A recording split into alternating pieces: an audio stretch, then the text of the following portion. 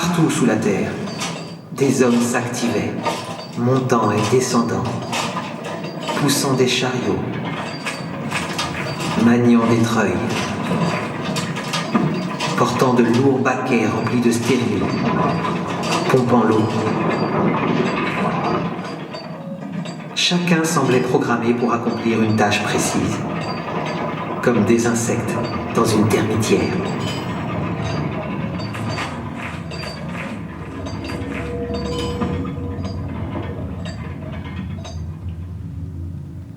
Mais gare si l'on ralentit ou si l'on s'arrête.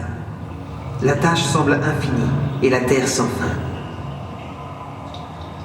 Ce sont ces moments que guettent les esprits souterrains pour envoûter un mineur isolé et le remplir d'effroi.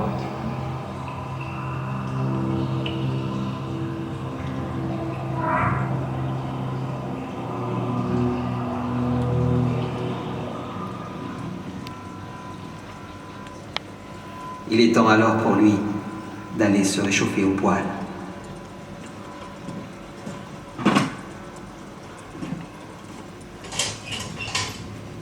Six mois étaient passés. La mine donnait peu. Mes réserves diminuaient. Je me demandais s'il ne fallait pas aller chercher fortune ailleurs. Revenant d'un long voyage en Saxe, je me rendis au poêle pour y retrouver mes hommes.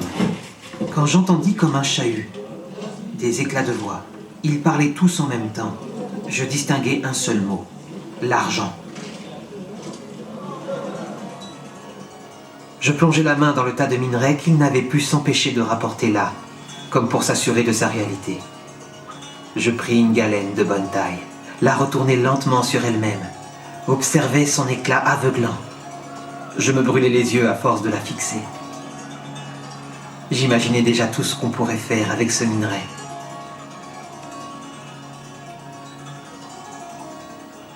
Ostensoir, bijoux,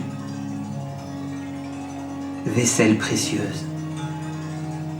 Nos efforts étaient donc enfin récompensés.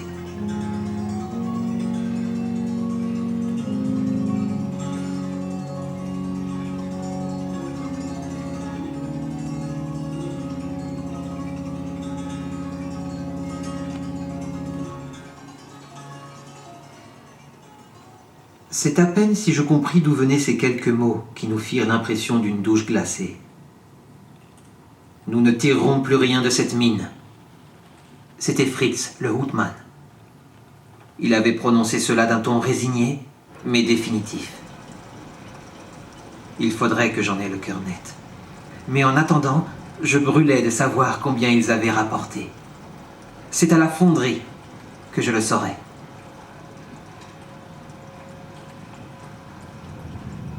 La fonderie. Encore un lieu du feu. Décidément, ça ne me quitte jamais. Et ça fait revivre en moi le souvenir de mon arrivée à Venise. Joachim, le fondeur, a encore un autre savoir-faire que Gaspard, le forgeron, ou que Tommaso, mon oncle maréchal ferrant, ou que Baglione, l'orfèvre. Là, on s'approche de l'alchimie.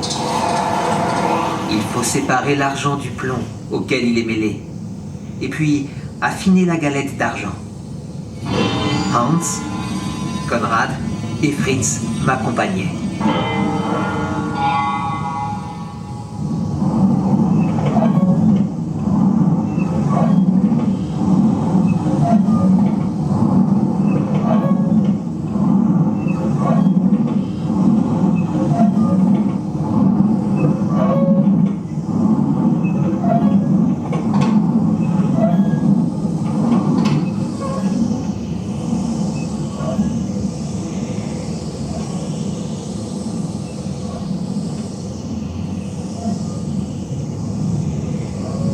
On la regardait pousser le feu. On suivait ses gestes lents et précis. On ne respirait plus. Non pas parce que le feu du métal et sa chaleur nous effrayaient, mais parce qu'il tenait notre vie entre ses pinces. Est-ce qu'on avait recueilli assez d'argent pour essayer de rebondir ailleurs ?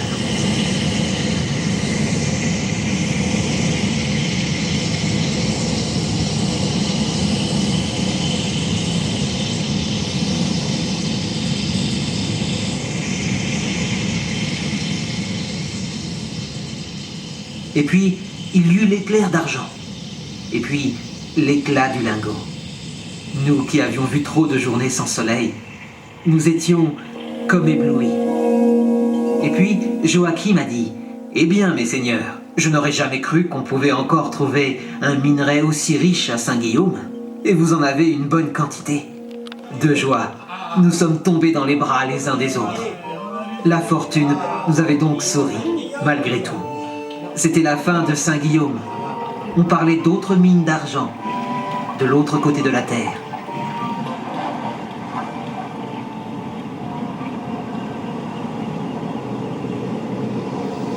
Nous n'allions pas nous arrêter en si bon chemin. La route du Nouveau Monde. La mer à perte de vue. 15 jours plus tard, nous étions à bord de la Providence. Un fier vaisseau en partance pour les Amériques. Nous étions 4, Hans, Konrad, Fritz et moi. Destination, les mines d'argent de Potosi en Bolivie.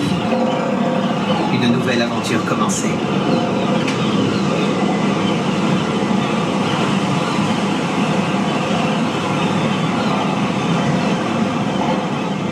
Terre, terre.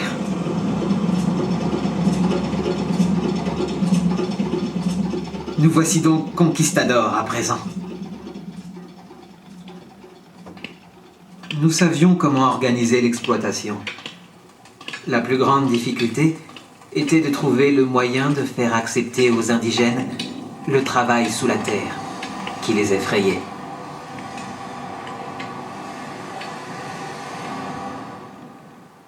Nous y sommes restés quelques années. Je ne suis pas retourné à Venise.